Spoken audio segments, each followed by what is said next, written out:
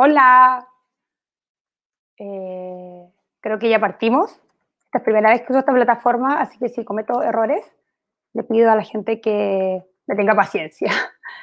Eh, eh, no sé si hay gente conectada o no, la verdad que no lo veo en esta transmisión de Saber Futuro junto con el núcleo milenio de SOC, en el que participa la Universidad de Chile. Vamos a hacer la presentación de resultados de una encuesta que se llama Tecnología y Constitución, ¿qué piensan las y los constituyentes? Si Andrés, a quien le decimos Andy, me puede decir si hay gente, si parto, si todavía no comparto pantalla, perfecto, porque estoy un poco perdida.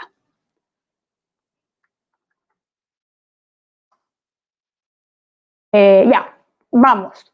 Bueno, eh, buenas tardes. En este día de pandemia ya está por anochecer. Mi nombre es Paula Espinosa, soy directora ejecutiva de Saber Futuro, de la Fundación Saber Futuro, www.saberfuturo.org, en donde vemos temas dedicados a el futuro, evidentemente, pero relacionados con la distribución, la democratización y el acceso al conocimiento.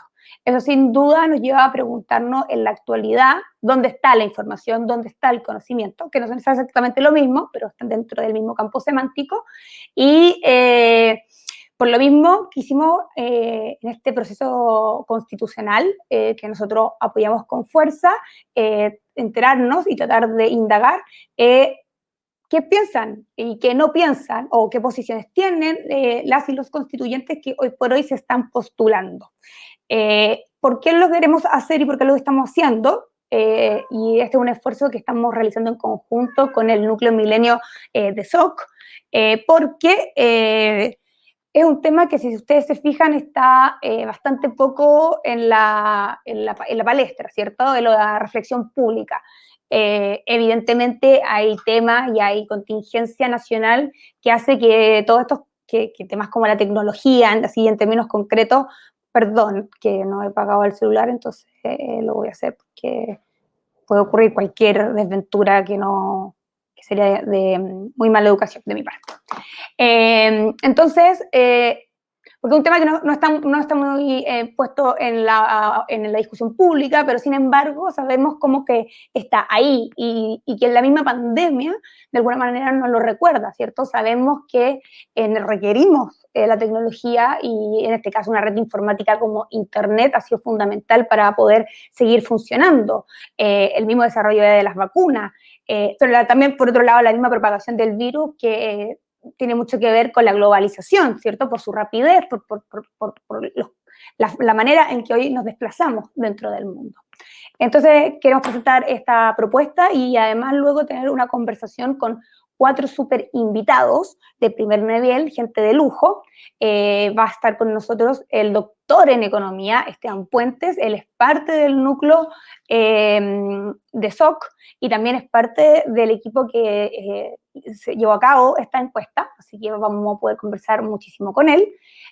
También va a estar con nosotros el Álvaro Ramis, que es doctor en filosofía. Él trabaja en la universidad, es decano de la Universidad, de Humanismo Cristiano, y está muy interiorizado en los temas, sobre todo de los bienes comunes, y por lo tanto hay conversaciones muy interesantes que tienen que ver con cómo podemos imaginar la Constitución, ¿ya? Acá vamos a tratar de hablar más bien de principios que de la cancha chica, de la política chica. También va a estar con nosotros Carolina Gainza, que ella es doctora en literatura hispánica. Ella es una mujer pionera en los estudios que en algunos campos se llaman humanidades digitales, etcétera, pero que tienen que ver necesariamente con un nexo que está ocurriendo, como todo este tipo de cosas que ocurren, que es el vínculo entre la creación y la tecnología. Y por último va a estar con nosotros Javier Velasco, quien es abogado y además es magíster en Derecho, especialista en Constitución, en temas constitucionales, de la Universidad de Berkeley, quien nos va a ayudar también a darle una mirada ya más en terreno a estos temas que a veces uno tiende a llevarlos como a un campo más no sé, abstracto. Por lo menos a mí, que me gusta llevarlo todo a un punto más abstracto. Ya, voy a compartir pantalla. Entonces, ay.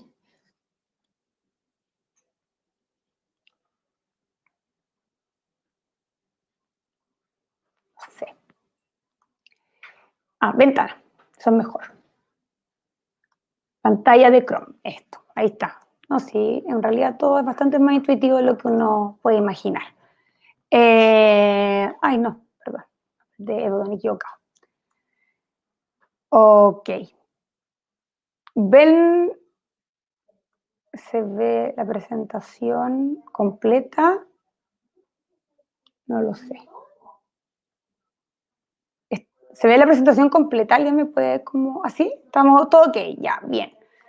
Entonces voy a partir. Entonces, ¿qué ocurrió? Y esto debe darle algunos antecedentes. Ocurrió lo que yo creo que todos más o menos sabemos porque lo vivimos de alguna manera, que ha sido lo que se ha llamado estallido social en octubre del 2019 y que nos pilló de sorpresa y a todos, yo creo que en momentos diversos de nuestra vida.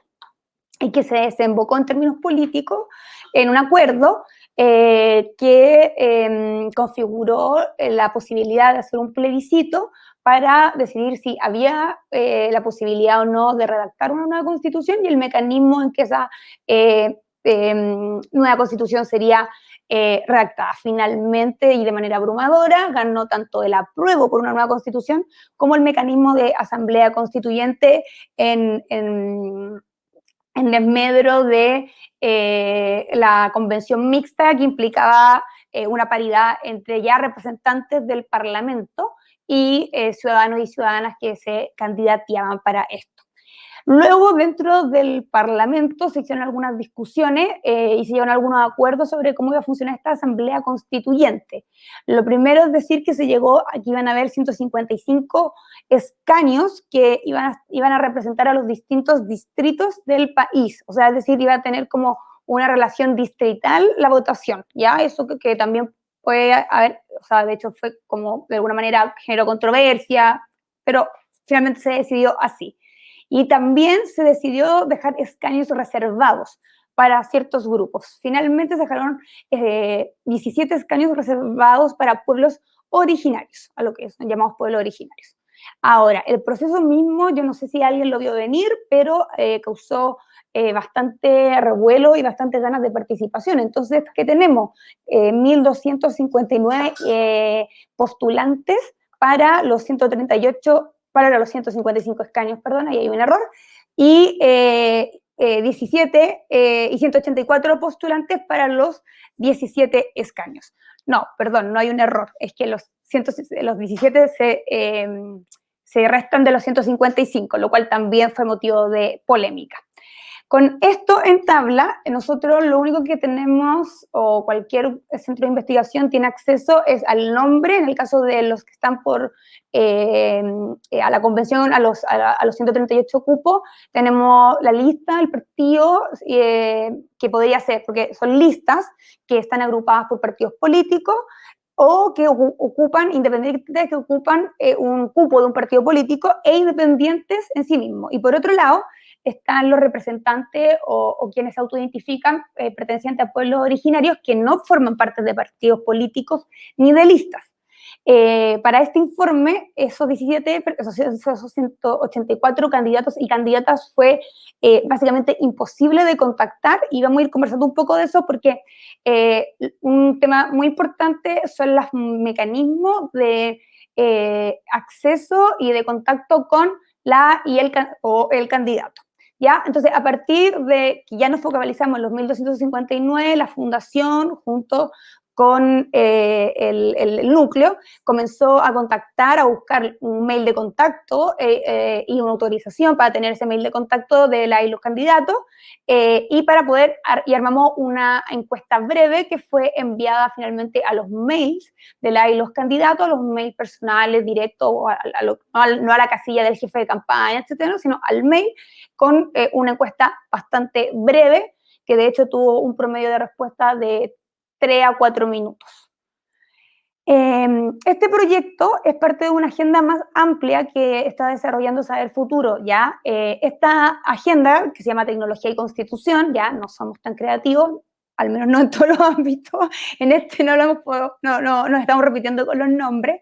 Lo que busca en términos generales es posicionar la tecnología y el desarrollo y la digitalización de la información como temas relevantes en el debate público, dentro del marco de la Convención Constitucional, para así generar clivajes claros en los actores principalmente progresistas, en miras de un bien común.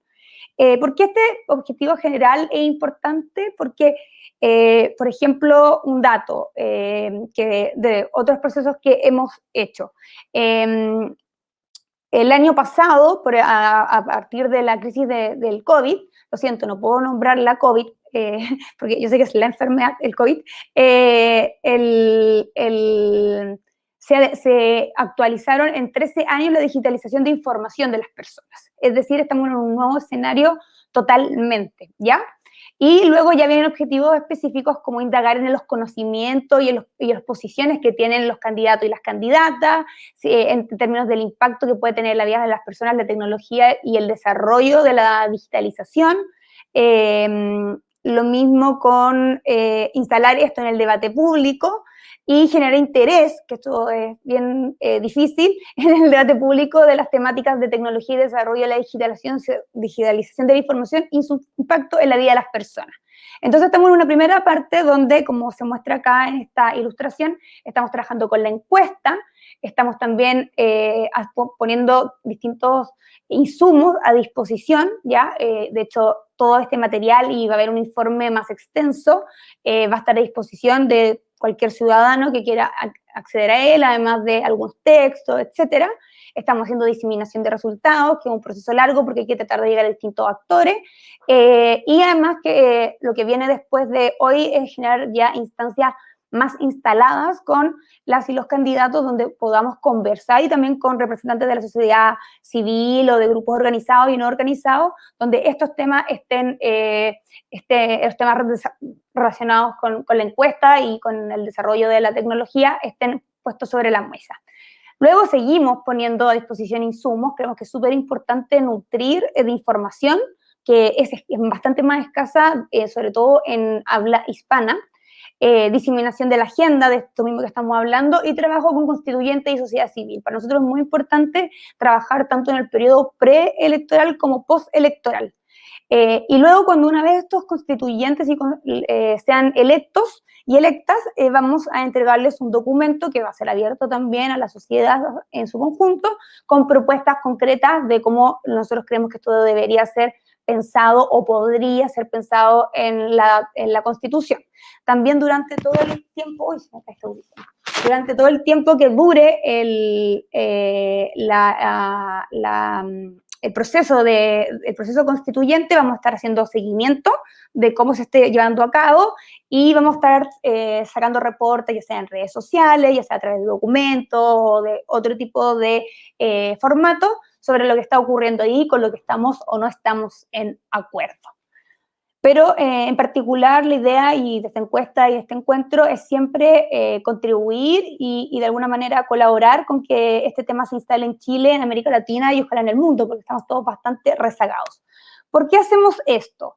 Ya no los voy a aburrir con todo este texto, pero básicamente porque, bueno, ya César Hidalgo y Ricardo Hausmann, el economista, bueno, lo han trabajado, César Hidalgo también lo ha trabajado bastante. Es bastante, yo diría que hay bastante consenso en la literatura, sobre todo del ámbito económico, que existe una relación entre capacidad, acumulación de conocimiento y desarrollo de capital humano y desarrollo de los países y las personas. Y este gráfico de índice de complejidad económica lo muestra claramente. Es decir, arriba tenemos a Japón, y abajo tenemos a países como, perdón, estoy un poco ciega, Sudán, Nicaragua, Nigeria, y ya el último no siquiera lo alcanzo a leer.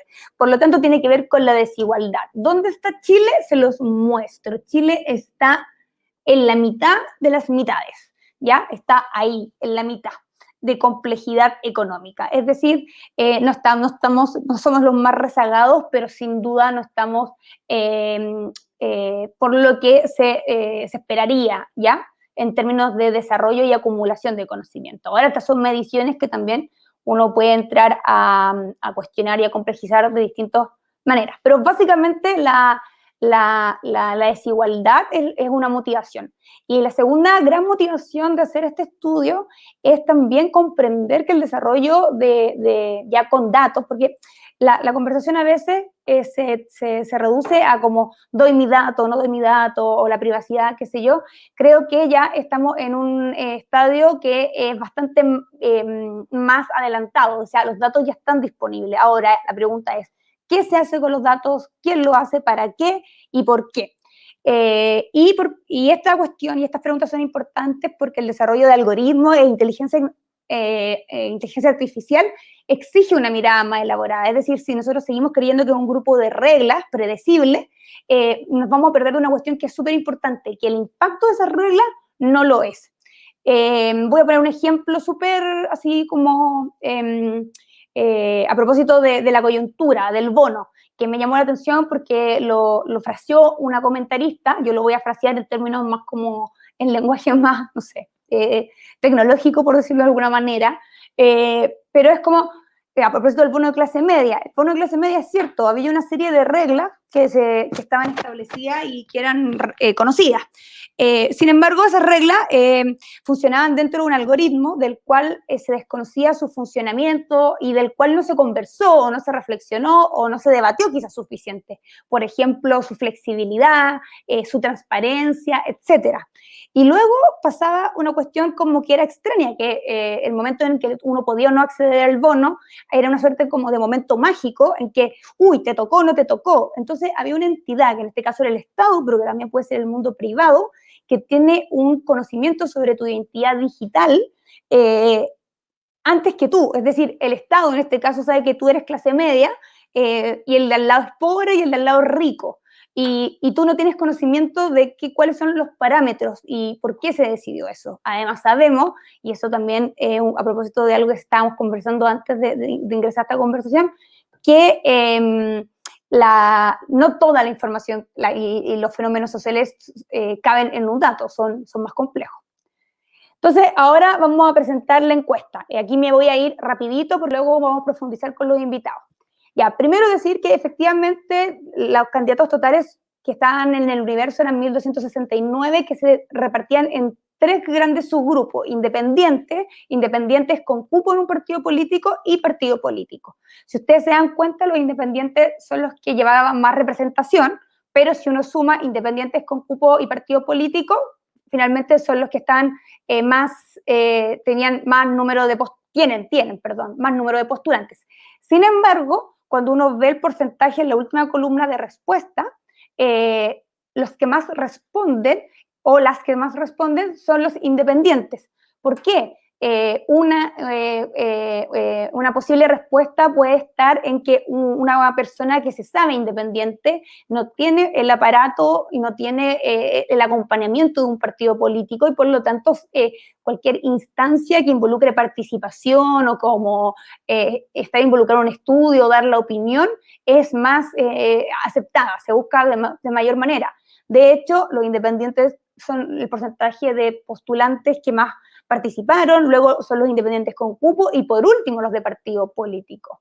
Entonces puede estar vinculado a este aparataje relacionado con los partidos políticos, también puede estar relacionado a que las personas que pertenecen a partidos políticos también son más reacios a dar su opinión directamente sobre algo, quién sabe, o que hay mucho más burocracia para llegar, aunque para recolectar, porque de hecho si ustedes ven los candidatos por mail de contacto, son mucho más fáciles porque efectivamente tienen un jefe de campaña, tienen un equipo, etcétera.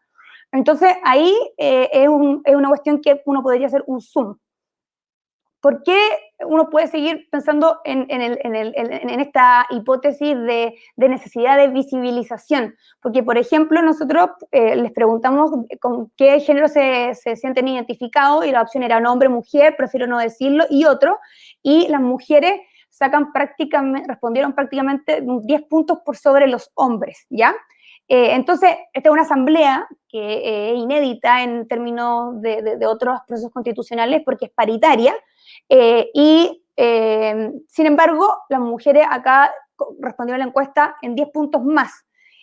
¿Por qué puede pasar eso? Nuevamente podemos pensar en que las mujeres tienen la idea de que son menos conocidas o son aún más autoconscientes de eso y tienen la necesidad y están más abiertas a responder las preguntas o participar en cualquier instancia que posibilite la visibilización, ¿ya? Y además este resultado es importante porque también viene a desmitificar una idea que está bastante arraigada y es bien, perdón la palabra, pero es bien idiota, que es que a las mujeres no nos interesa o nos sentimos ajenas a la tecnología. Entonces, las preguntas que ya no tenían que ver con contexto de la y los candidatos se repartieron, o sea, bueno, respondieron a dimensiones específicas, pero para su reporte nosotros las consignamos en 3 grandes ejes. Primero, cómo se está implementando la tecnología, ¿ya? Las preguntas que se presentan y analizan en esta sección están relacionadas con el grado de conocimiento y percepción del funcionamiento de Internet y la digitalización de la información en Chile. Hay que leerlo en el contexto de la pandemia que estamos viviendo, porque hay que tener claro que durante el último año hemos estado permanentemente sensibilizados y hemos estado permanentemente informados como la conectividad, internet, el tener o no computadores, se ha vuelto un tema en la vida de las personas. Por lo tanto, hoy más que nunca, o hacer los trámites, si se pueden hacer digitales o no, etcétera, se hizo un tema, ¿cierto? Conceptos como el teletrabajo, telesalud, educación a distancia, comenzaron a ser parte de nuestro vocabulario. Y aquí quiero citar a Mercedes Vance, que junto a Graham Michael hicieron un reporte para el Reino Unido de recomendaciones de política pública en este sentido, en el uso de datos, y hablaban efectivamente de la importancia de la interoperabilidad, de cómo reforzar y construir operatos y mecanismos eficientes dentro del Estado para el uso de datos, sobre todo en áreas sensibles como por ejemplo la salud, pero siempre asegurando la transparencia y la privacidad. Entonces, les preguntamos cómo se está implementando, en este ámbito, cómo se está implementando la tecnología en Chile. Primero, es urgente avanzar con mayor rapidez en la modernización del Estado.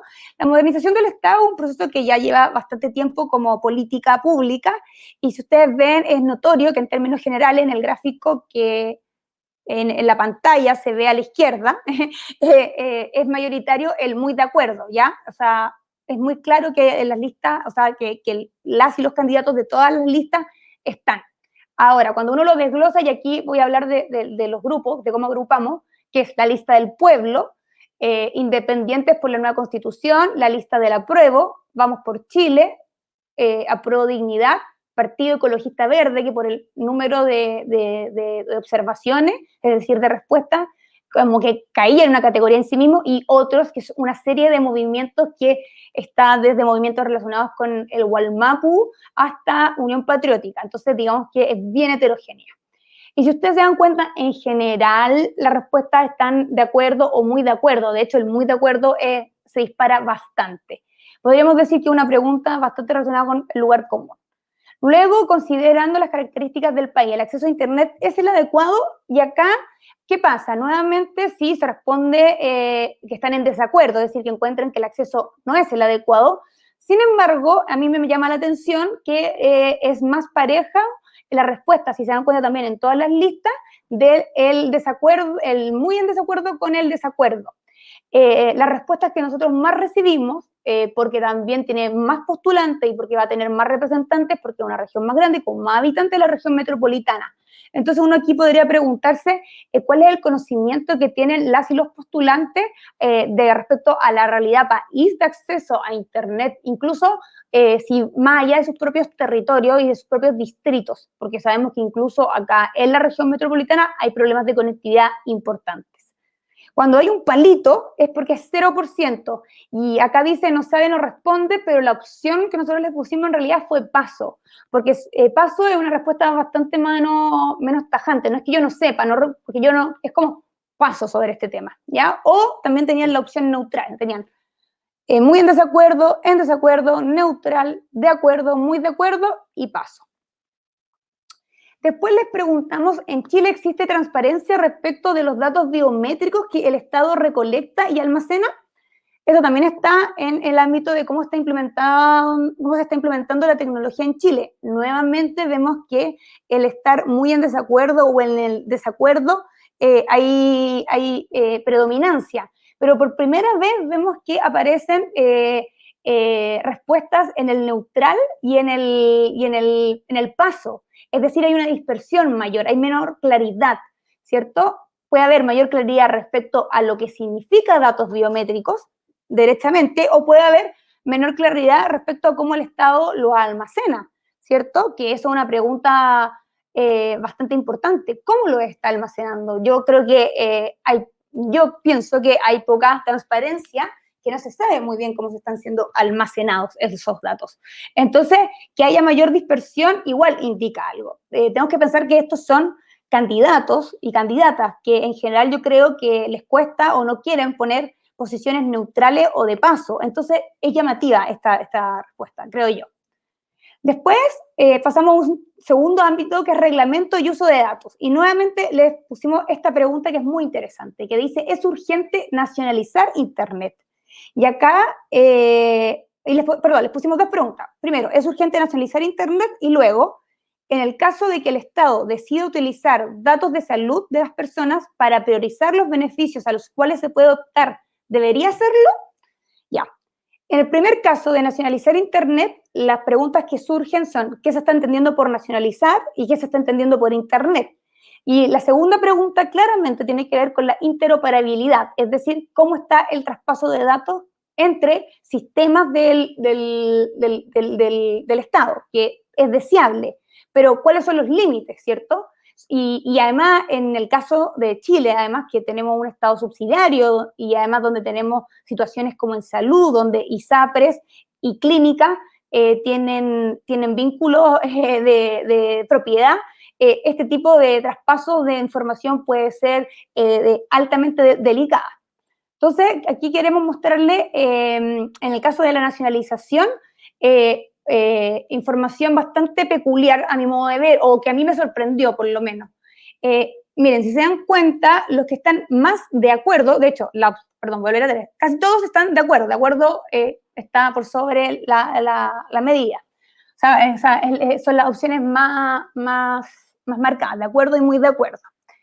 Y por lista tenemos que tanto los independientes, que uno podría pensar que los independientes por la nueva constitución, por lo que uno sabe de ellos, qué sé yo, son un grupo en general de postulantes, y acá me estoy arriesgando a hacer un perfil, pero creo que es una cuestión a indagar, están más relacionados con la idea de políticas públicas, con la idea de eficiencia, entonces muestran un estar están como divididos, están muy de acuerdo porque les parece importante, pero también están muy en desacuerdo porque ¿cuál sería la implicancia de una monopolización como la nacionalización de Internet? O el estado actual que tenemos, que igual está manejado Internet por, no sé, 3 o 4 operadores. Pero luego listas como, por ejemplo, Vamos por Chile, que yo esperaría, Vamos por Chile, que es el equivalente a Chile Vamos, o sea, que pertenece a partidos, representa partidos de centro derecha, el muy en desacuerdo y en desacuerdo, si bien se impone, no es abrumadora la respuesta. Y ahí uno podría pensar en cómo la palabra nacionalización genera cierta, no sé, hay un escepticismo, quizá hay un temor a decir que estoy en contra de nacionalizar cosas, ¿ya? En términos ideológicos. Pero por otro lado, la lista a pro dignidad, por ejemplo, está muy de acuerdo o de acuerdo con nacionalizar Internet, lo cual hace preguntarse, esta es una lista compuesta por partidos del Frente Amplio y el Partido Comunista, y uno se pregunta aquí qué están entendiendo por la nacionalización, que no es lo mismo que la soberanía, y luego por Internet, porque, ojo, se habla de Internet como un recurso al cual uno debiese tener acceso, pero también una tecnología que podría caducar en 10 años. Pero hay dos cuestiones que me parecen importantes de entender. O sea, hay una cosa que es la infraestructura de Internet, que ha sido provista históricamente por el Estado, y hay otra que tiene que ver con la red informática, que no es inmanente, es decir, funciona a partir de interacciones, y su monopolización, tanto por el Estado o por privado, no deja de ser un poco, sí, peligrosa, derechamente, diría yo, una opinión personal. Entonces, ¿qué se está entendiendo ahí? Y luego hicimos otro zoom por tramos de edad. Y si ustedes se fijan, los tramos de edad muestran que entre más jóvenes son más propensos a estar de acuerdo o muy de acuerdo con nacionalizar Internet. De hecho, los que están más en desacuerdo son los mayores de 60. El tramo entre 31 y 45 y 46 y 60, si uno suma el de acuerdo y el muy de acuerdo, llegan al mismo porcentaje, pero igual aún es un porcentaje menor que el de 18 y 30 años. Es decir, los jóvenes y la juventud está pensando en la nacionalización como un concepto positivo. Y claro, no es exactamente lo mismo. Luego, la otra pregunta que tenía que ver, perdón, la voy a poner, en el caso del Estado decía utilizar los datos de salud para personas para priorizar beneficios a los cuales se puede optar, debería hacerlo. Acá estamos hablando de interoperabilidad, y acá es interesante ver cómo en general los independientes, por ejemplo, están muy de acuerdo. Vamos por Chile también está muy de acuerdo. La lista del apruebo, que podríamos denominar exconcertación, también está en esa inclinación, y Aprodignidad también está de acuerdo. Ahora, ¿qué pasa con esta pregunta? Sí, la interoperabilidad es una cualidad deseable en el Estado, pero sí uno debería hacerse un poquito más de preguntas sobre esto, porque aquí el enunciado es, en el caso que el Estado decida utilizar los datos de salud de las personas para priorizar los beneficios a los cuales puede optar, debería hacerlo. ¿Qué pasa si, por ejemplo, el Estado dice, ok, yo voy a dar un beneficio social, o voy a dar, por ejemplo, ahora que estamos con el tema COVID, voy a dar beneficio social a aquellas personas que no son fumadoras o no, no sé, no tienen obesidad, por ejemplo, que se supone que son cuestiones que complican esta enfermedad? ¿Estaríamos de acuerdo o no estaríamos de acuerdo? Entonces, la pregunta es, ¿por qué nuevamente la opción neutral o la opción paso no son marcadas? ¿Hasta cuál sería el límite? Y aquí es muy abierta, porque nuevamente es como, bueno, ¿qué vamos a entender en este caso? Y por último, hicimos una consulta que tenía que ver con el desarrollo de algoritmos y ética. Y acá hicimos la siguiente pregunta, solo una. ¿Sería positivo que el Estado utilice los datos de las personas, en este caso de mujeres, para el diseño de políticas públicas que identifique la probabilidad de embarazo adolescente entre las menores de edad del país? Ya, esta pregunta se basa en una cuestión acontecida en la vida real, en el 2018, en la provincia de Salta, en Argentina, cuando el gobernador anunció que su administración estaba trabajando en un software para proyectar qué mujeres menores de edad quedarían o no embarazadas. Esto generó un escándalo tal que no pudo llevarse a cabo por argumentos éticos. Sin embargo, si uno observa el gráfico en términos generales, la mayoría de las y los candidatos están de acuerdo o muy de acuerdo, o sea, sobre el 60% si uno suma ambas opciones. Este ítem es bien complejo porque por un lado involucra un tema ético y también tiene una perspectiva de género, y también involucra cuestiones que tienen que ver con nociones sobre cómo se manejan los datos. Voy a poner un ejemplo que me dio Valentina Riveri en una conversación que tuve con ella en un live, que me parece muy bueno, que es sobre un caso que se quiso hacer en el estado de Filadelfia, donde se hizo un algoritmo, o sea, había un grupo de desarrolladores que dijo, nosotros queremos hacer un algoritmo para poder decidir quiénes quiénes son las personas que pueden optar en el régimen carcelario a libertad condicional. Y para que no nos acusen de racista, ya que la mayor población carcelaria en Estados Unidos son afroamericanos o latinos, no vamos a poner la variable raza dentro de esta juguera.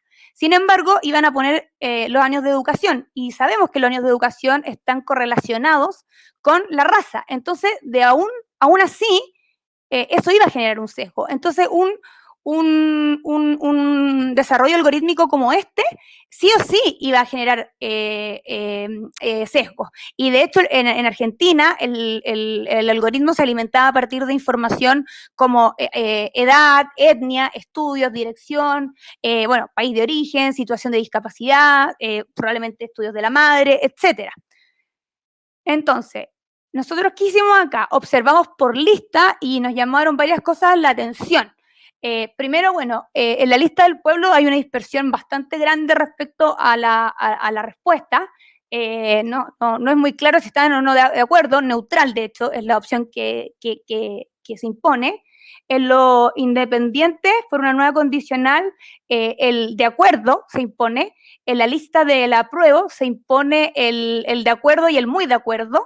En Vamos por Chile también se impone el de acuerdo y el muy de acuerdo, aunque la opción neutral es bastante relevante. En apruebo dignidad, el de acuerdo se impone mucho y sumándolo con el muy de acuerdo, está bastante parejo con la lista con los independientes. Me parece que son las dos listas que se separan por menos de un punto si sumamos ambas alternativas. El Partido Ecologista Verde, lo mismo, tiene muy altos porcentajes de acuerdo o muy de acuerdo, y en otros vemos una alta dispersión, pero aún así se impone el de acuerdo. Ahora, como tiene una perspectiva de género, ¿y por qué decimos que tiene una perspectiva de género? Porque el tema del embarazo adolescente, y esto es súper importante entenderlo, y cuando decimos que no toda la información cabe en un dato, este es un muy buen ejemplo. El embarazo adolescente no es solo saber la probabilidad de que una mujer menor de edad o entre 15 y 19 años, que en general es como se identifica el embarazo adolescente, tenga la probabilidad o no de quedar embarazada, suponiendo que es un embarazo no deseado. Lo cierto es que en muchas comunidades, en muchos territorios, el embarazo adolescente es deseado. De hecho, hay todo un proceso de adulterización que pasa, por ejemplo, aquí en Chile, donde estudiantes de 15, 16 años se van a vivir juntos, tienen hijos. ¿Por qué? Porque las mujeres tienen un rol de cuidadora históricamente, entonces es solo extender este rol de ser cuidadoras, y al ser cuidadoras se hacen cuidadoras de sus propios hijos y tienen un rol dentro de la comunidad.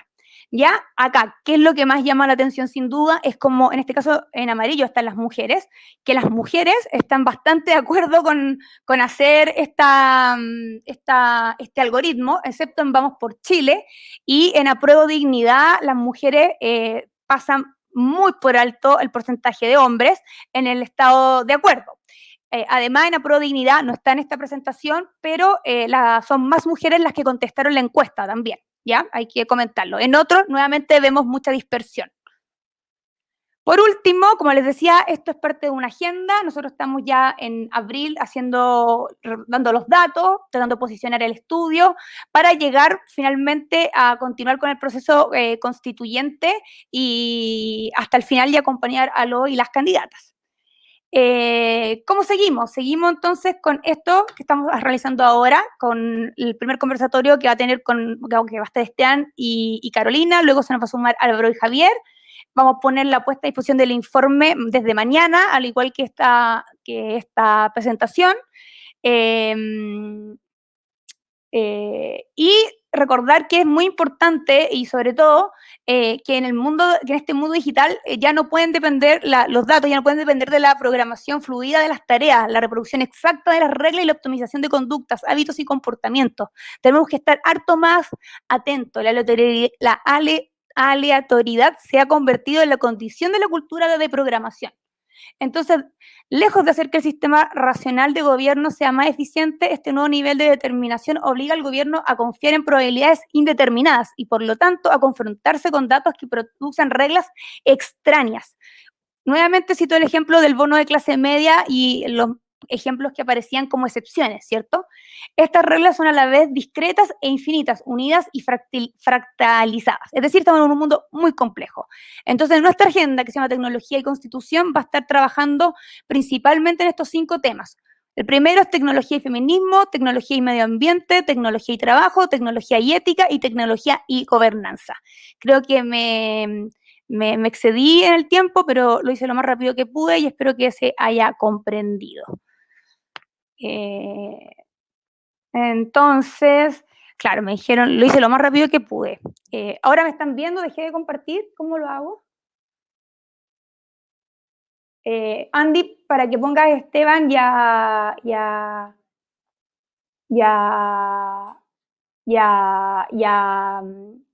Carolina en pantalla.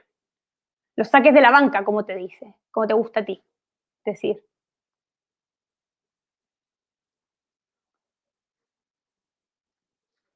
Hola, ¿no están viendo mi pantalla, cierto? Hola, sí, te vemos. Ah, pero no la pantalla, no, ya no estoy compartiendo pantalla. No, estás Ah, tú no, estás tú no. ya, ok. Sí. No sé si fue muy rápido, me decían que me apretara escala, pero era mucha información. Primero me gustaría partir con Esteban.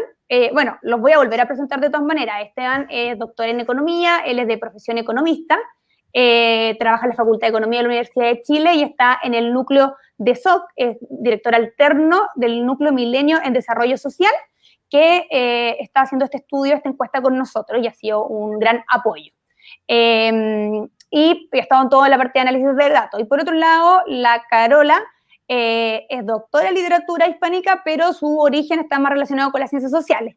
Y yo me gusta recalcar esto de que es una pionera en los temas de digitalización y temas de literatura. De hecho, para el Día del Libro recomendé de tu libro como uno porque me parecía muy importante y seguir como desmitificando esta idea de que las mujeres no nos importa o no sabemos de literatura, porque creo que las voces más relevantes en el mundo de la literatura, de hablar de tecnología, son mujeres hoy en día.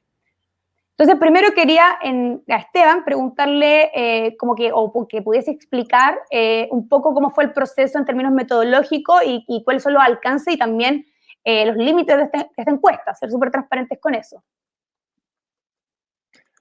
Hola, bueno, muchas gracias por la invitación, muchas gracias por participar, todos los panelistas. Eh, este es un proyecto bien interesante para nosotros, para mí como economista, y desde el núcleo, del núcleo Milenio en Desarrollo Social, porque está muy relacionado, al final, tecnología con muchas aristas, política pública, el acceso a los datos o no, focalización, qué tipo de datos podemos tener acceso, cómo hacer tratamiento de los datos. Y hay muchas preguntas que son relacionadas con políticas sociales, desde nacionalización de Internet hasta lo que mencionaba Paula sobre el embarazo femenino. Entonces, nos interesa mucho hacer esta encuesta y empezar a difundir los resultados y también analizar y pensar como qué es lo que aprendemos de esto. De un punto de vista ya más de la encuesta probablemente tal, de los datos del levantamiento de la información, el trabajo fue bastante importante, fue conseguir los emails de los candidatos no es sencillo. Obviamente uno parte y puede encontrar varios que puede conocer por aquí y por allá, información en redes sociales, pero eh, información que no es fácil de conseguir. Fuimos capaces de conseguir bastantes emails para enviar las preguntas. Y básicamente la mitad de los candidatos podíamos conseguir su email, algún email que fuera como razonable, como contaba Paula. Y como en todas estas encuestas, telefónica o online, contesta un porcentaje no muy grande, diría yo, de quienes le enviamos el email. En este caso, el porcentaje de personas que respondieron un 22%. Que comparados con otras encuestas telefónicas similares, es un porcentaje bastante bueno. Es decir, un 22% es un número esperable, quizá un poco mayor a lo que ocurre en otras encuestas. Entonces eso nos deja bastante tranquilos. Obviamente esto no es una encuesta presencial, era imposible levantar una encuesta presencial en estas condiciones, pandemia de por medio, y contactar a los candidatos también, pero la encuesta online sirve a varios propósitos y tener esa respuesta es un buen número, ¿cierto? Hay diferencias, esa tasa de respuesta, Paula presentó estos números, varían por tipo de cupo, ¿cierto? Los independientes tienden a responder más esta pregunta, esta encuesta. No es una encuesta muy larga y eso ayuda a la tasa de respuesta. Entonces, y nosotros nos quedamos obviamente con las 139 respuestas, que son una cantidad importante de respuestas, que nos permiten hacer bien estos gráficos y otros cruces que nosotros hacemos. Obviamente no podemos hacer un cruce muy detallado, como candidatos de Arica, hombres que vienen de la lista. No, podemos hacer cruces como los que estamos presentando. Y estas 139 respuestas son bien interesantes. Hay, obviamente, más respuestas a los independientes. Paola explicaba la hipótesis que tenemos sobre eso. Y obviamente no podemos llegar a decir que esta es una encuesta representativa de los candidatos. No es una encuesta representativa. No era el tema llegar a tener una encuesta que fuera representativa, pero sí empezar a entender cómo están pensando los candidatos, qué ideas tienen o de alguna forma cómo orientar eventualmente la agenda que podemos seguir, dónde pueden estar los puntos débiles, dónde están las cosas que quizás no se entienden o que donde hay dudas. Nacionalización de Internet, por ejemplo. Esteban, ahí te interrumpo un segundo para retomar después este tema. Efectivamente eso, como esas como primeras posiciones, como qué tipo de rumbo. Y ahí quisiera enlazarlo al tiro con la Carola y después lo vuelvo a retomar contigo. No sé tú, Carola, con qué impresión te quedaste respecto a cuáles eran como las temáticas o cuál era como finalmente lo que estaba en la cabeza, ¿no?, de las y los constituyentes en su cuerpo. Bueno, primero agradecerles a ustedes, a la Fundación Saber Futuro y al Núcleo Milenio en Desarrollo Social, espero no haberme equivocado en el nombre, por hacer esta encuesta, ¿no? Que, como dicen, es más bien exploratoria y como para empezar a indagar en qué es lo que piensan, y por supuesto hay muchas cosas que se pueden hacer más allá, pero me parece que como primer paso es muy interesante. En cuanto a mí me llamó mucho la atención, así, primera impresión, cuando miro el informe, es el desconocimiento. Es el desconocimiento de muchos temas, desde qué es Internet, cómo funciona, el tema de los datos biométricos, cómo se usan. Eso me llamó mucho la atención a mí. Y tengo un par de comentarios que no sé si los hago ahora o no sé, o puedo plantear algunas cosas y ahí tú me interrumpes si es que quieres parar y... Dale nomás. Seguir comentando, pero los anoté aquí. Bueno, en realidad a mí me preocuparon bastante los resultados. En cuanto a cómo se está, esta pregunta que tú mostraste, cómo se está implementando la tecnología en Chile. Me preocupa que los candidatos asociados a partidos políticos fueran los menos dados a responder. Y eso me parece que es problemático a la hora de transparentar sus posiciones. Hubiese esperado que respondieran las preguntas que estaban asociadas a esa dimensión. También me pareció interesante un tema que tú también mencionaste, vinculado al tema de la visibilidad, y también vinculado esto al tema de la visibilidad, ¿cierto? Que los independientes respondían más porque quizá tienen menos espacios para hacer visibles sus propuestas y lo que piensan, ¿ya? Y en el caso de las mujeres y los hombres, que las mujeres también respondieran más. Y eso también creo que tú lo recalcaste, que tiene que ver con no, visibilizar el rol de las mujeres en las tecnologías, pero también lo que están, o sea, organizaciones, ¿cierto?, que han estado preocupadas del tema de género y tecnología. Entonces, eso también me pareció relevante como dentro de los resultados. Otra cuestión que me pareció, que me preocupa, es la cuestión de la desigualdad, porque ante la situación de desigualdad que estamos viviendo en relación al acceso a las tecnologías, y no solo en torno al acceso, sino que también a la calidad de ese acceso y el uso y conocimiento de las tecnologías, ¿ya? Entonces, cuando se pregunta si el acceso a Internet es el adecuado, ¿ya? Los porcentajes de respuesta en las alternativas muy en desacuerdo y en desacuerdo estaban como bajo el 50% cada una.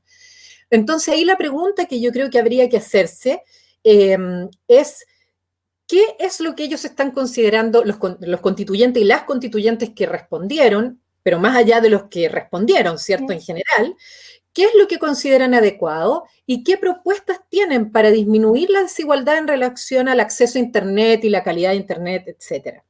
Que obviamente con la pandemia todo esto se agudizó, ¿ya?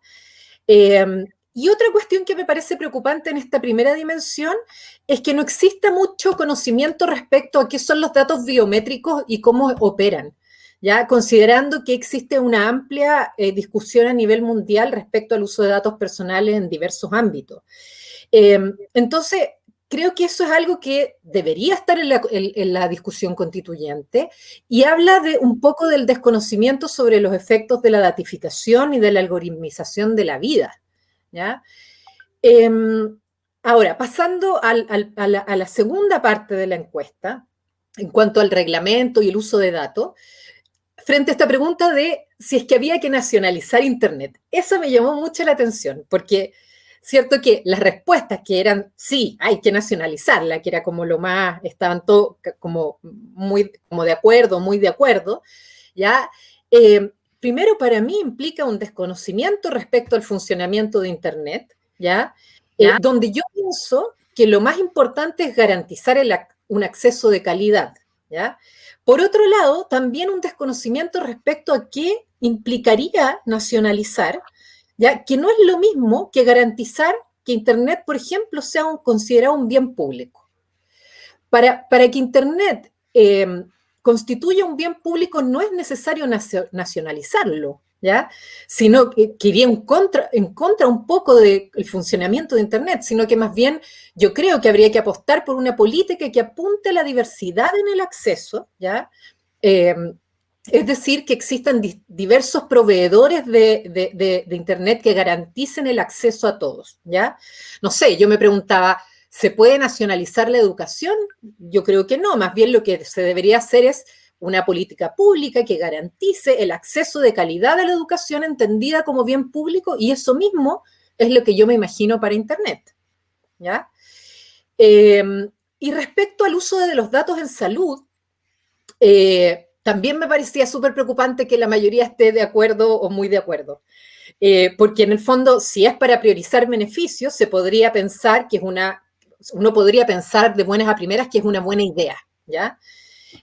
Sin embargo, es relevante plantear políticas públicas que establezcan límites claros respecto al uso respecto al para qué se usa, cómo y cuándo, que es algo que también está en el informe, ¿no? En un momento en que se impulsa el uso de datos personales en diversos ámbitos, es súper importante que se establezca una discusión al respecto y también ajustada a derechos, ¿ya? A derechos humanos, etcétera. Ahora, en cuanto a la cuestión de la ética, respecto al uso de datos sensibles, como en el caso de esa afirmación que sale en la encuesta, siento que si sería positivo que el Estado utilice datos de las personas para el diseño de políticas públicas que identifiquen la probabilidad de embarazo adolescente, ¿ya? También es preocupante que la mayoría de los y las candidatas entrevistadas se muestren de acuerdo o muy de acuerdo, ¿ya? Porque uno, en principio, también podría pensar, ¿qué tiene de malo? Bueno, ¿ya? Pero ahí volvemos a la pregunta por el cómo, para qué, ¿cierto? Los límites. Porque determinar la probabilidad de embarazo adolescente implica el acceso a ciertos datos, ¿ya? Que pueden replicar sesgos respecto a que el embarazo adolescente, por ejemplo, ocurre solo en ciertas clases sociales o en ciertos sectores de la población, ¿ya? Y a partir de estos comentarios, a mí me surgen algunas preguntas que no sé si tú quieres, Paula, que las haga ahora o las dejo para después. Dejémoslas para después, porque de repente entre todas las podemos ver, y aquí yo quería ya para poder pasar al otro panel y después tenerlo todos juntos, decirles, como comentar un poco con Esteban, porque claro, nosotros tratamos, bueno, de nuevo, recalcar que este es un estudio exploratorio y la idea nunca fue ni es como pillar a la o el candidato, ¿ya? No era como no sé, ¿cuáles son las partes de un router? Etcétera, no sé, se me ocurre un ejemplo así. No sé si te dan como, si te da la misma sensación, porque finalmente pareciera que pese a hacer pocas preguntas, pese a hacer preguntas generales, pese a hacer preguntas que podrían y que tenían esta opción de paso y de neutral, dejan como idea de como desconocimiento de no saber cómo funciona el uso de datos, desconocimiento como de cuáles son las preguntas que uno se debería hacer frente a la digitalización de la información. No sé si tú te quedaste con esa sensación también. Sí, también. Yo creo que hay algunas preguntas. La respuesta no tiene, digamos, el entender bien el fenómeno es difícil. Y muchas veces sí, estoy de acuerdo en nacionalizar, o sea, Carolina, pero tú sabes lo que significa nacionalizar, es como, ¿qué significa efectivamente nacionalizar o tener una política para... Y es súper difícil, una política para detectar el embarazo de adolescentes menores de edad. O sea, cuando me toca hacer investigaciones, tengo que pasar por comités de ética, decir que voy a hacer algo para menores de edad es completamente distinto a hacerlo para alguien que es mayor de edad. Es completamente distinto. Entonces, es otro estándar el que hay que cumplir cuando uno trabaja con menores de edad. En términos de cuando uno quiere hacer una intervención, testear alguna política, algún tratamiento que llamamos. Entonces, yo creo que ese como apresuramiento, podemos llamarlo, o falta de reflexión, quizás, hay que conversarla. O sea, no es que queramos acusar a nadie de nada, sino que nos dice qué es dónde tenemos que empezar la conversación, quizás. Entonces, sí, yo creo que eso, que hay, privacidad. Sí, que hay un apresuramiento. ¿Qué significa la privacidad de los datos? Sí, sí.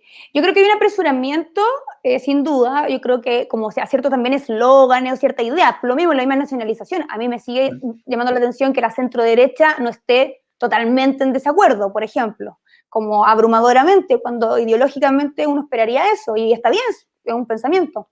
Pero también te habla no solo de desconocimiento del uso de datos, por ejemplo, esa pregunta de ética y de temas éticos con menores de edad, sino también, y por eso su perspectiva de género, te habla del desconocimiento respecto al fenómeno del embarazo adolescente. Entonces, es bien importante, sobre todo cuando estamos en épocas donde, por ejemplo, se habla de acceso universal, y, por ejemplo, uno sabe que eso va a venir entre las y los candidatos presidenciales, y quiénes van a ser los perjudicados de esa idea, podrían llegar a ser los programas sociales que afectan a las mujeres o están orientados a las mujeres. Y también el no aceptar el hecho de que las mujeres menores de edad deseen ser madres porque identitariamente les genera un lugar en comunidades que tiene que ver con un problema sociocultural mayor. Y esa discusión que no se dé, a mí me parece preocupante en términos generales. ¿Les parece que dejemos las preguntas y pasemos al otro grupo y después armamos un panel más grande? ¿Ya? Vamos, Andy. Que tú sabes cómo mover a la gente, sacarla de la cancha y esas cosas. Hola, Álvaro. Hola. Muchas gracias por estar acá. Javier. Yo a los dos ya los he tenido la dicha de entrevistarlos, así que entrevistarlos, me creo periodista. Bueno, Javier tiene una carrera televisiva ya, así que es una figura.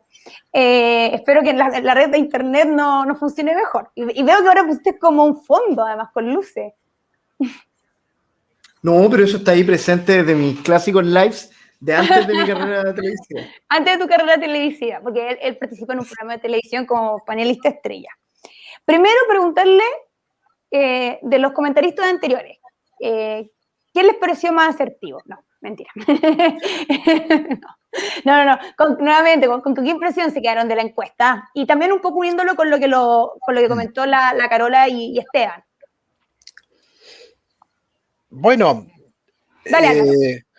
por una parte, claro, yo creo que lo que podemos concebir como cierta ignorancia o cierto poco manejo conceptual por parte de los candidatos y candidatas a la Convención Constitucional es un dato real, pero creo que refleja muy bien a la sociedad actual, que no tiene categorías para pensar el problema de lo digital o el espacio virtual, el espacio donde el mundo de lo propietario no tiene tanta importancia como el punto o el campo del acceso. Y por lo tanto, cuando entramos en este escenario, en este ámbito, todo lo que nos sirvió para denominar, para pensar las categorías políticas, económicas, que son más bien al uso respecto a espacios tangibles, se vuelven mucho menos fáciles de aplicar al mundo intangible de lo digital, donde hacen agua las categorías políticas tradicionales. Entonces creo que ahí hay un punto que es estructurante del debate, es decir, hay por decirlo así, ignorancia, pero no es una ignorancia culpable, ¿ya? La ignorancia culpable es aquella que te marca un deber de saber algo que tienes que saber. En cambio, aquí no es una ignorancia culpable, es una ignorancia que tiene que ver con que las categorías con las cuales pensamos la realidad hacen agua o no son adecuadas a pensar un fenómeno distinto que ha variado las dimensiones de la realidad, ¿ya? La tridimensionalidad propia, digamos, del espacio-tiempo donde nos movemos cotidianamente, acá está alterado.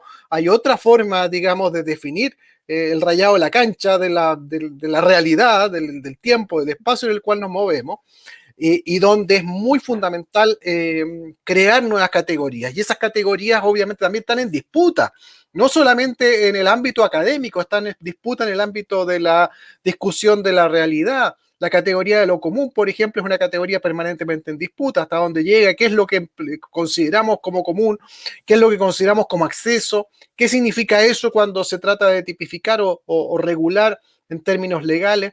Entonces, yo culparía a los encuestados de una cierta responsabilidad por no tener las categorías para poder pensar un problema que obviamente creo que todavía necesita maduración, lo que no quiere decir que no tenga que ser abordado radicalmente y puesto en discusión en la Convención Constitucional.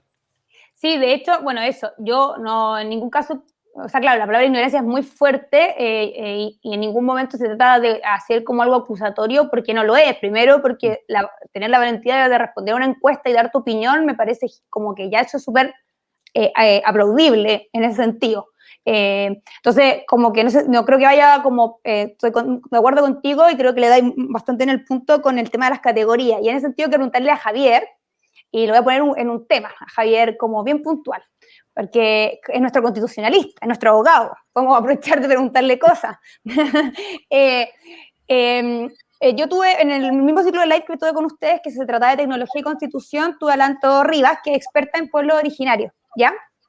Y con Lanto hablábamos, por ejemplo, de cómo en los pueblos originarios, en particular el pueblo mapuche, que bueno, se sabe más, se conoce más en general, bueno, no sé si más, pero bueno, a esta altura uno nunca sabe.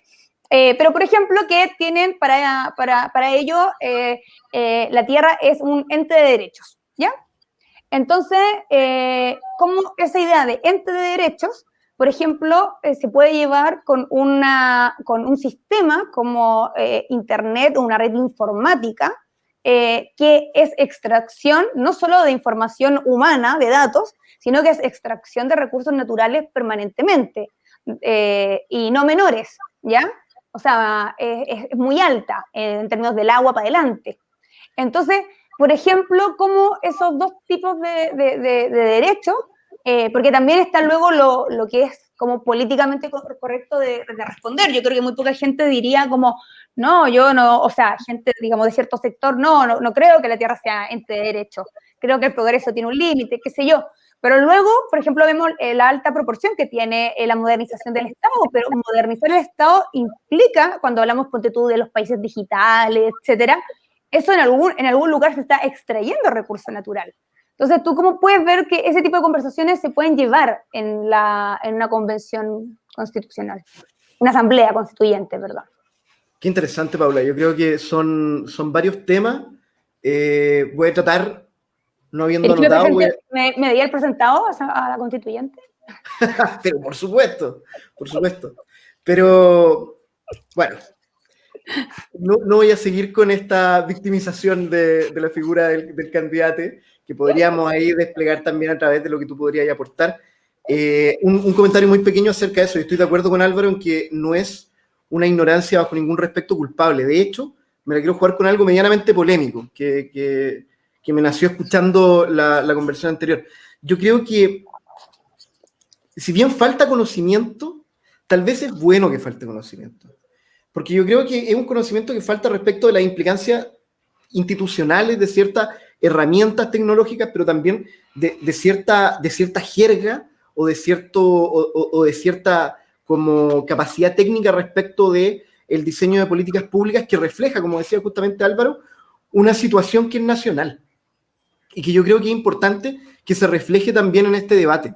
O sea, más allá de que tengamos a puros constituyentes que sean expertos, me tocó justamente en este programa de televisión con el que festinábamos hace un momento, me tocó escuchar a una candidata que básicamente en un momento llegó a proponer que solamente abogados debían participar en la convención constituyente, lo que es aberrante. O sea, es un nivel de tecnocracia internalizada en el sentido común, que es peligroso para la democracia. Y creo que lo que refleja este estudio también es que esta ignorancia, y como Álvaro muy bien decía, una ignorancia no culpable, debe llevarnos necesariamente a mecanismos de participación social vinculante y a mecanismos de participación de capital técnico también, como puede ser un cuerpo de asesores neutrales dentro de lo que eso tiene sentido pensarlo, que apoye al proceso de estas personas tan diversas que tienen que estar puestas en la constituyente. Ojalá haya muchísimas personas que desconozcan no solo sino muchísimos temas, pero que tengan la voluntad de participar y que existan otras también con la voluntad de colaborar. Eso en términos generales. Como un comentario acerca de los resultados. Ahora, dicho eso, hay algunas cosas que sorprenden sin duda y que uno quisiera que estuviesen más presentes, y yo creo que hay dos que me llamaron harto la atención. Una respecto del control de datos personales, que está presente en varias preguntas, sobre todo en los datos sensibles. Yo creo que hay cuestiones éticas que sobrepasan totalmente lo que yo estaba diciendo, que es el marco como del conocimiento técnico. Y también otra que está relacionada con eso, que es la incorporación de herramientas cualitativas en el análisis y el desarrollo de políticas públicas. Yo creo que estamos viviendo entre las muchas crisis que existen en este momento en torno al problema del desarrollo de políticas públicas o de institucionalidad, está también presente una crisis acerca del exceso de análisis cuantitativo en el despliegue de políticas institucionales, que por un lado tiene este problema que vemos todos los días en los matinales, que es la gente quejándose de que, claro, el bono tiene un marco eventual de 5 millones de personas, pero una llegada real cuando empezáis a sacar a todos los que no saben meterse a Internet, los que están en una zona roja de acceso a Internet, etcétera, etcétera, aquí se reduce. Y que por otro lado tiene esta caída como Minority Report, que es que si tú sacáis del esquema el embarazo juvenil y ponís prevención de crimen eventual, podéis meterte en una cuestión que éticamente es complicada, en términos de adelantamiento penal es complicado, y claramente ya no tiene que ver con conocer o no conocer el lenguaje o la problemática de las ciencias tecnológicas, sino que tiene que ver con una reflexión, esto estuvo presente en el panel anterior, que es como con cuánta liviandad vemos ciertas reflexiones. Y para no comerme tanto rato y responder esta pregunta tan interesante que me hiciste de manera más directa, ¿qué es lo que pasa con la naturaleza, la extracción de recursos y el desarrollo? Yo creo que estos son claramente algunos temas que tienen que estar presentes en la constituyente.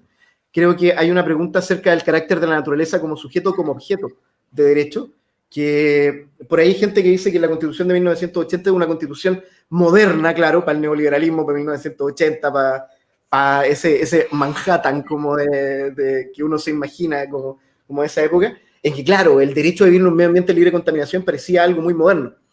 Pero hoy en día la discusión que se está dando en Nueva Zelanda, en Ecuador, en Colombia, es la discusión de si la naturaleza puede ser un sujeto de derecho.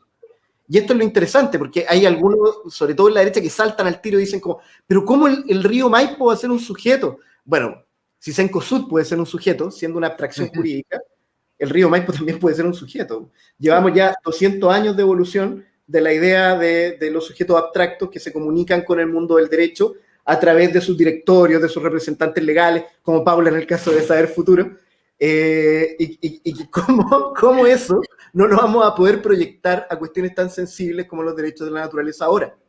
Entonces yo creo que sin duda tiene que haber una proyección, una idea de derecho de la naturaleza con un consejo, por ejemplo, de la sociedad civil que sea capaz de representar esa voluntad, y eso tiene que relacionarse con el avance en el modelo de desarrollo, en el modelo de Estado, en el modelo constitucional que tenemos que plantear en esta Constitución y que necesariamente tiene que pisar cosas como desarrollo en inversión en I+D. En el estudio aparece 2,38% del estándar de la OCDE, en Chile 0,37%, pero ahí hay otro elemento que agregar acerca del PIB. En Chile gastamos un 22% del Producto Interno Bruto en gasto público, mientras que el estándar de la OCDE es de un 34%. Ahora estamos en un 29% por la pandemia, pero es de un 34%. Entonces necesitamos hacer crecer, necesitamos una expansión fiscal, pero esa expansión fiscal requiere de un cambio en el modelo impositivo.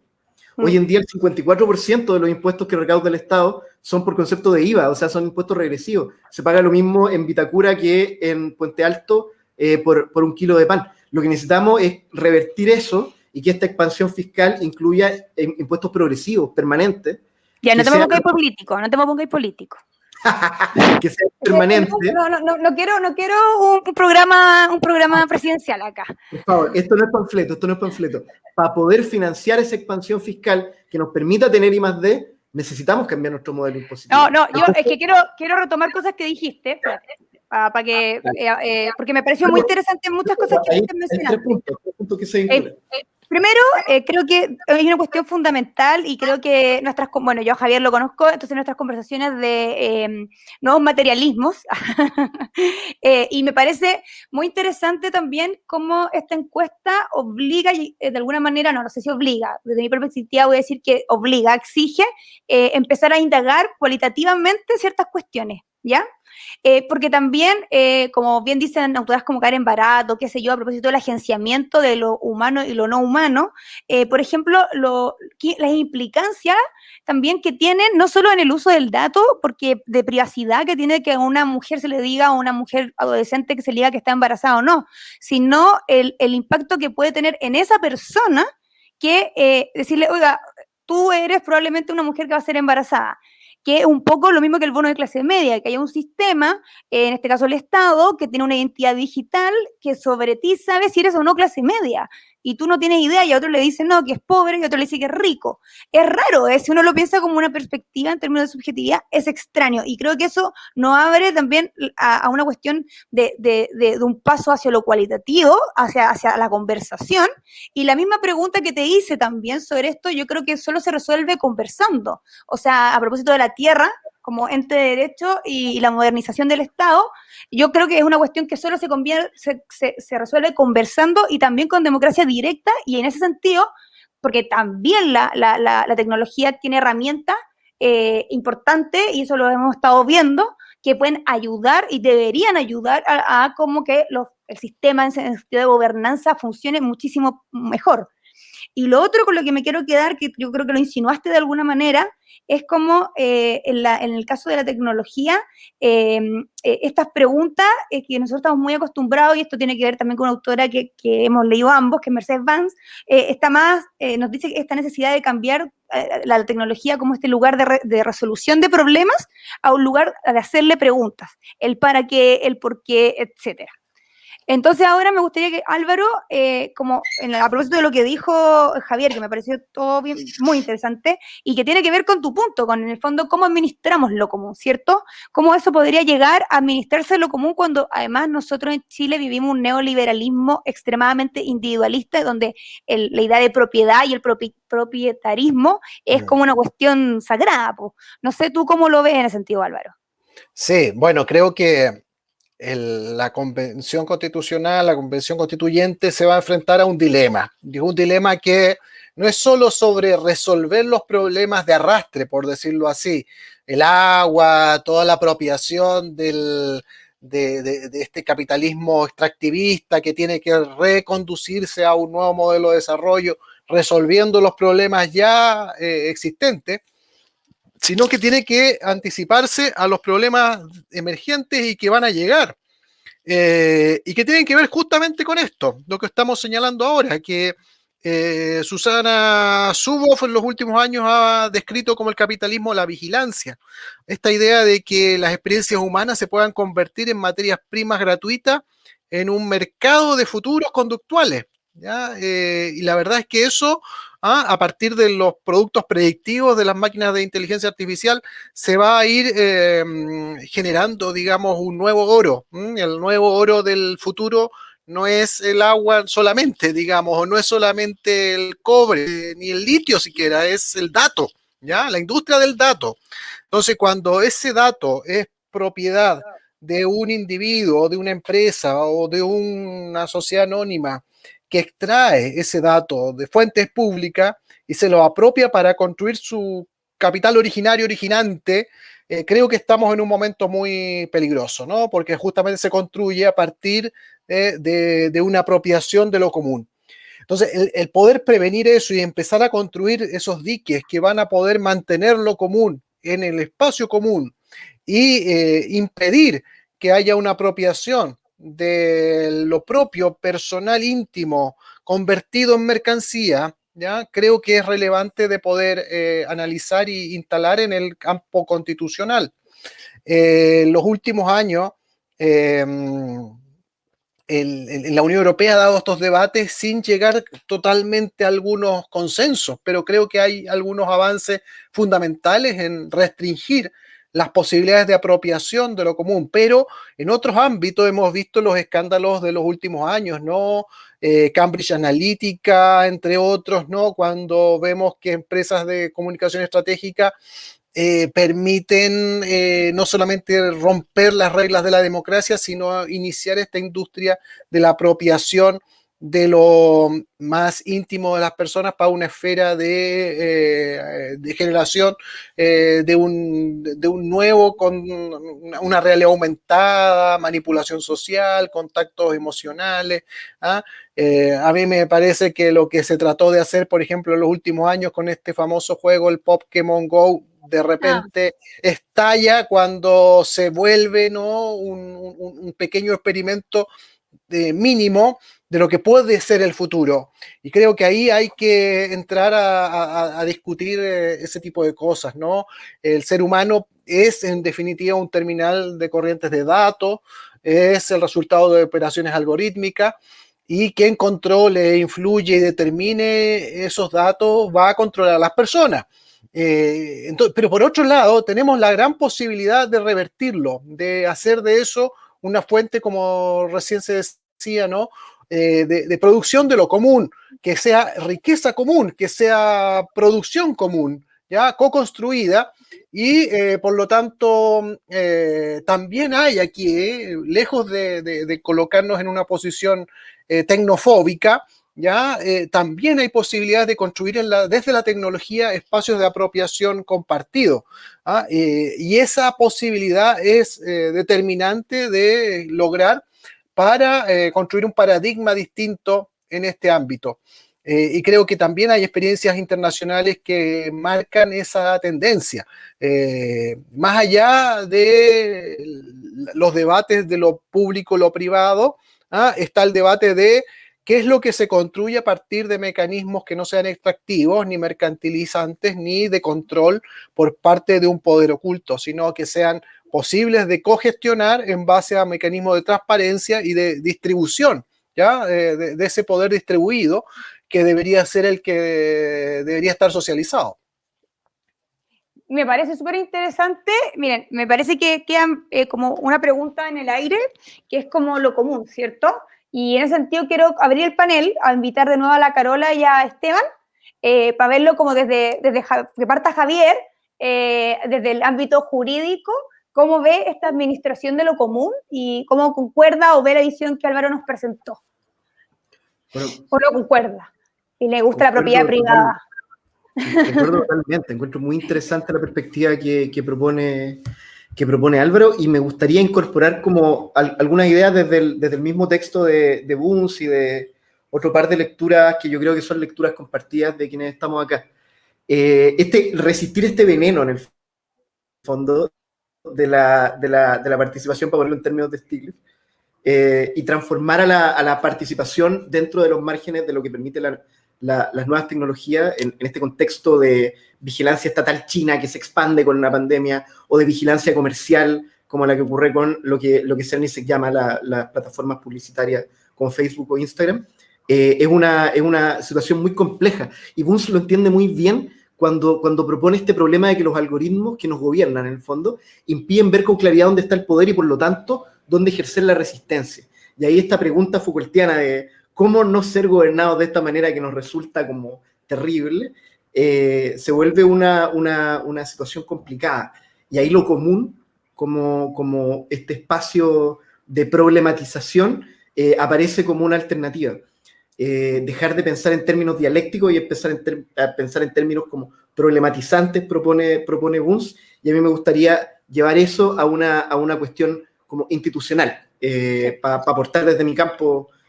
Yo creo que esto que se da en la vida íntima, por ponerlo en algún término, que reflejaba Mark Fisher respecto de los estudiantes ingleses a comienzos de los 2000, que de lo mismo que habla Bunz cuando dice, bueno, Google y Facebook nos están robando los datos todo el tiempo, pero igual vamos a seguir usando Gmail, igual vamos a seguir usando Instagram.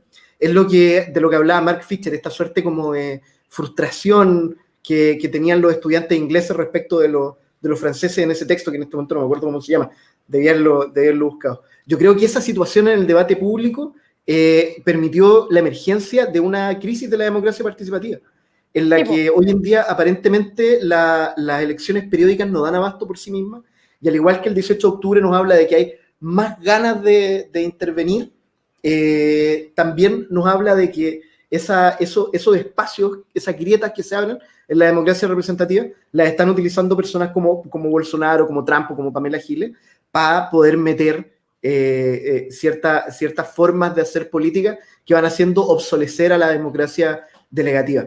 Y si ya no resiste más eso, ¿qué es lo que viene? Y ahí, para mí, y lo decía Paula, ante el caos, quizás lo que necesitamos es una democracia que se haga cargo del caos.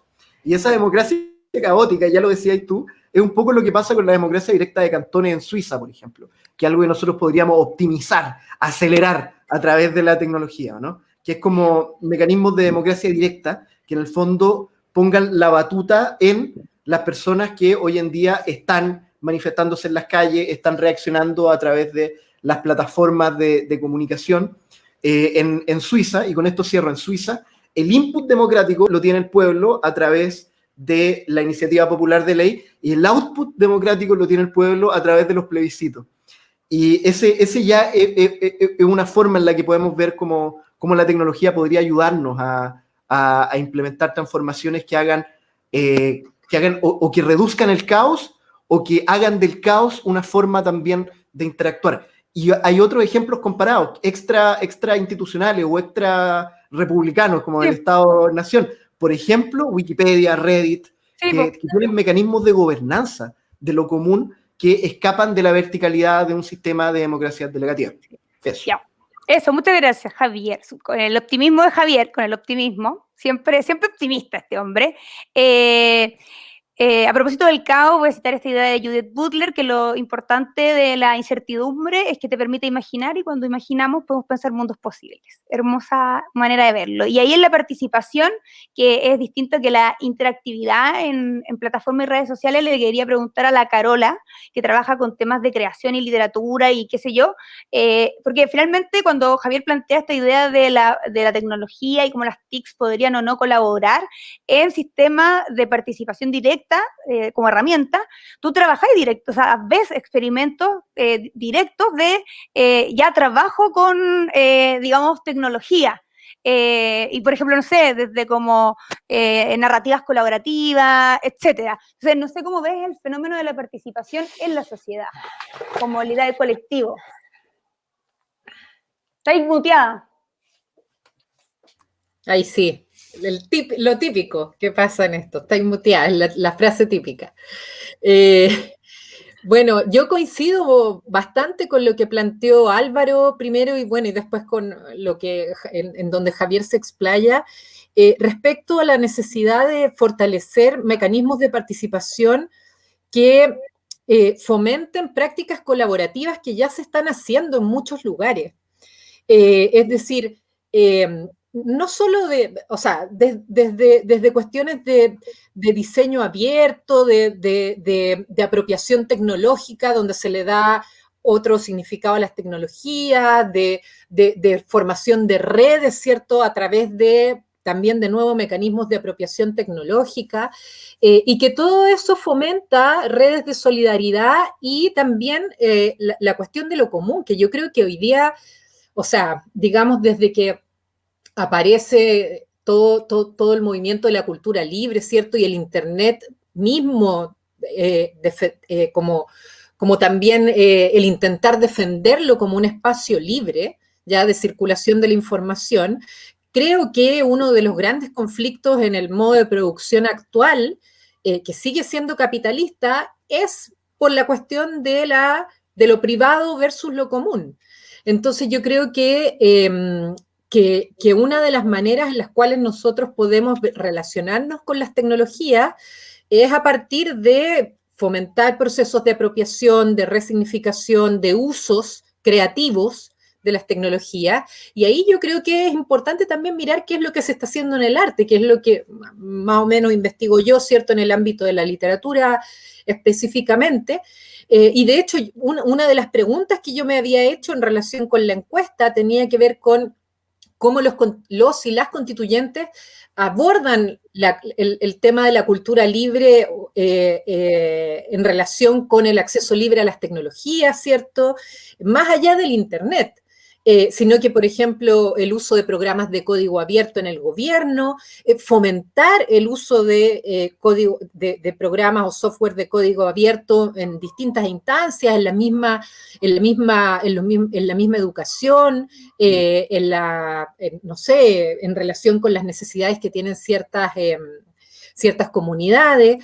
Entonces, yo creo que y ahí estoy súper de acuerdo con lo que decían también en el panel Álvaro y Javier, con que, por ejemplo, el diagnóstico que yo hago o mis impresiones de los resultados de la encuesta, cuando yo digo que me llama la atención el desconocimiento por parte de los entrevistados, en ningún momento tiene que ver con una cuestión de culpabilizarlos, sino que más bien respecto a lo que decía Álvaro, de que la sociedad en que nosotros vivimos, ya ese tema, el tema de cómo usamos o cómo nos relacionamos con las tecnologías y las implicancias que tiene, tanto positivas como negativas, es una cuestión que no está muy conceptualizada y que tampoco se ha discutido mucho. Entonces, por lo tanto, yo creo que tenemos una gran tarea, no solo los constituyentes y las constituyentes, sino que, digamos, todos como sociedad, también desde la academia, de impulsar este debate. Yo creo que el estudio que ustedes hicieron, una de las cuestiones que diagnostica, justamente cuando citan a Jaron Lanier, es que nosotros somos pasivos frente a la tecnología, ¿ya? Y en el fondo depende de nosotros mismos y también de, yo creo, de quizás cómo introducimos esta discusión en el debate público, de que no sigamos siendo pasivos y que fomentemos, ¿cierto?, una ciudadanía activa, crítica, que mecanismos de apropiación tecnológica, etcétera. Entonces eso me parece súper importante y que además la discusión sobre la tecnología no esté monopolizada por los ingenieros. Yo no tengo nada en contra de los ingenieros, pero yo creo que un problema complejo como este, ¿ya? Tiene que ser, o sea, se enriquece cuando es mirado desde distintos puntos de vista, ¿ya? Y no solamente estoy hablando de disciplinas académicas, sino que en una discusión real con la ciudadanía, donde ésta participe de estas discusiones, que pueda dar cuenta de sus miedos, que pueda dar cuenta también de las esperanzas que tiene del futuro, etcétera. Así que eso yo creo que es súper importante de considerar. Creo que la Caro dijo cuestiones súper relevantes porque primero, yo estoy totalmente de acuerdo que una constitución no tiene que ser pensada como por expertos o la tecnología por expertos, ¿ya? Yo tampoco tengo nada contra los ingenieros, solo contra los abogados. Pero ese es otro tema. Y también a propósito del ejemplo de Suiza, es que también acá en Latinoamérica, o sea, hay ejemplos muy importantes, el gobierno brasileño, por ejemplo, con su software libre, o muchas redes de mujeres que se organizan también por el tema de acceso, etcétera. O sea, hay muchos ejemplos ya de organización comunitaria en torno a eso. Y aquí le quiero tirar, para ir cerrando a Esteban, la pregunta también por lo común desde la economía. O sea, ¿cómo lo ves tú? ¿Cómo ves posible tú esa administración? Imposible. Difícil. A ver, yo creo que hay el tema de los datos y del acceso a los datos y del bien común, por decirlo de alguna forma. Hay ejemplos que aparecen que para mí son súper claros. Waze, Google Maps, que tienen toda la información de cómo nos movemos, ¿cierto? Y que obviamente la maneja Google, pero si uno pensara lo útil que podría ser eso para planificar una ciudad, ¿cierto? O sea, ahí hay un bien común superior, que es cómo planifico los viajes en la ciudad, cómo minimizo el tiempo que se transportan las personas. Esa es una información que está ahí y que se podría utilizar, pero dada la pasividad con la que actuamos, ¿cierto? No necesariamente se utiliza, quizás se utilizó ahora en pandemia, ¿cierto? En pandemia, para entender cuál era la movilidad de las personas, algo se hizo desde el Estado públicamente, pero hay obviamente cosas, pero hay que ser activos en eso, en plantearse, ok, ya, pero ¿quién es el dueño de los datos? ¿Cierto? O esa privatización, que Google, Facebook o quien sea, digamos, se dice, no, esto, digamos, yo los manejo, que es un tema complejo porque, y que requiere un nivel de coordinación que puede ser mucho mayor al que estamos acostumbrados. Por eso es más fácil quizá o ser pasivo. ¿Cómo ponerle impuestos a esta empresa? ¿Cómo le ponemos impuestos a Facebook? ¿Cómo le ponemos impuestos a Google? Tiene que haber una coordinación de alguna forma internacional o mayor que lo que pues, se puede hacer en un país. Entonces, hay que ser, para poder, digamos, poner No diga, primero. hay que pensar fuera de la caja, porfa. Hay que pensar fuera. Si queremos hacer algo donde el bien común sea lo primordial, hay que pensar fuera de la caja. Hay que ser más activo y hay que pensar fuera de la caja. O sea, no nos queda otra. Yo creo que tiene que ver harto con los modelos de desarrollo. Se fue porque hice la broma de pensar fuera de la caja, tan de economista. Y en ese sentido, ya para cerrar, en mi rol de Montserrat Álvarez, me siento en el matinal de la noche. No sé si Álvaro quiere agregar algo respecto a esto de lo común, porque finalmente, claro, yo también lo he pensado bastante, como finalmente cómo pensar una constitución de una nación cuando en realidad hay problemas y fenómenos que abarcan, en este caso, por ejemplo, al sur global, como se llama. No sé cómo lo ves tú, para ir ya despidiéndonos. Claro, es el salto en esta escalera al desarrollo que siempre otros actores desde otro lugar geográfico tratan de votar, ¿no?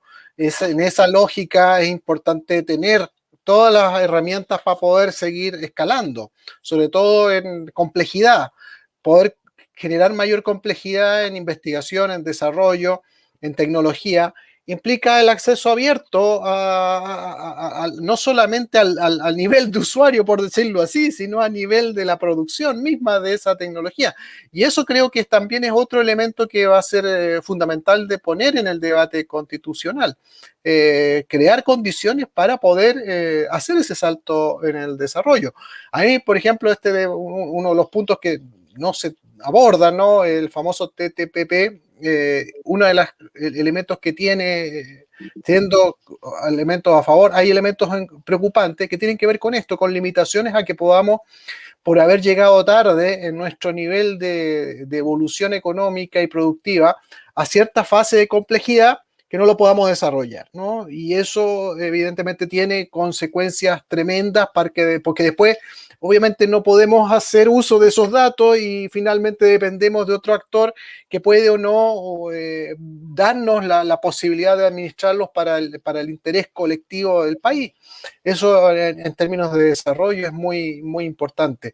Nosotros estamos, por lo tanto, tenemos que generar todas las condiciones legales y materiales para poder dar ese salto, ¿no? Este año tuvimos todo este debate en el cual se intervino desde las universidades por la industrialización del litio, que finalmente quedó radicado en universidades extranjeras, que no son tales universidades incluso, que simplemente dieron la marca para poder hacer esa investigación sobre litio, cuando un consorcio de universidades nacionales había logrado también hacer una propuesta sostenible que se presentó a Corfo y que finalmente fue desestimada. Ese tipo de ejemplos alarman realmente porque nos va generando el dato de que el Estado no está a la altura de poder caracterizar el problema y generar condiciones para que podamos hacer de esta gestión de un elemento que es común a todos, la construcción común de bases de datos en base a los datos que nosotros mismos como sociedad producimos y que nosotros mismos deberíamos poder administrar y producir, vaya finalmente a ser apropiado por un actor que no tiene más que un interés de lucro. Entonces creo que eso es muy importante de anticipar y poder prevenir. Sí, yo creo que finalmente en esta constitución van a haber conversaciones muy interesantes sobre finalmente modelos de desarrollo, y creo que cuando hablamos de tecnología siempre hablamos también de un tipo de modelo de desarrollo que está muy vinculado a una forma de comprender la tecnología. Y aquí quiero cerrar y voy a tomar la palabra, ya que soy la dueña de casa. Y dos cosas. Decir, primero, que la Fran Varela, que es una programadora muy connotada, ella cuando yo la entrevisté decía que le llamaba mucho la atención cómo Silicon Valley no se metió en el tema del COVID. Y, por ejemplo, después de otra entrevista decía que lo encontraba muy razonable porque en verdad no había ningún incentivo para ellos. Y ahí uno va viendo cómo funcionan los modelos de desarrollo. Y también quiero citar aquí a mi última invitada del live que hacemos con el mostrador, a la Vale Riveri, cuando hablamos de nuevos materialismos, y nuestra autora favorita, que es Karen Barat, y yo le preguntaba si fuese una asesora de la Asamblea Constituyente, ¿qué les diría? Y ella dijo, bueno, yo les diría que nunca se olviden que somos vínculos. Por sobre todo somos vínculos. Y creo que eso es súper importante, así que me gustó mucho esa idea y quedarnos con eso y agradecerles su presencia, su interés, que hayan podido revisar el informe, que ya va a estar disponible desde mañana, igual que la presentación. Los invito a todos quienes nos vieron bueno, vas a tener acceso a esta presentación, a leer el informe, que se hizo con mucho cariño, a las preguntas. Nosotros como fundación, y espero que sigamos colaborando con el núcleo, vamos a estar haciendo más actividades porque esto es una agenda larga de colaboración hacia la y los candidatos y las organizaciones de la sociedad civil y a las personas, y que todos estemos informados y que ojalá nuestro voto sea también lo más informado posible. ¿Ya? Así que les quiero dar mucho agradecimiento. Me sentí en serio como Montserrat Álvarez, rompiéndola. Y quiero decir que ese es mi Garbo, que me sigue en Twitter, así que si está escuchando Garbo esto, le mando saludos porque me encanta. Eso. Gracias, Paula, por la invitación. Un gusto haber podido comentar estos resultados que me parece que abren una puerta muy interesante para seguir trabajando. Ya, po. Muchas gracias a todos y ayúdennos a convocar a constituyentes y postulantes, o sea, las y los constituyentes, para poder hacer encuentros con ellos y hablar y conversar y todo eso. Así que ya les mando un gran saludo, ¿ya? Besos, abrazos. Chao, gracias. Chao.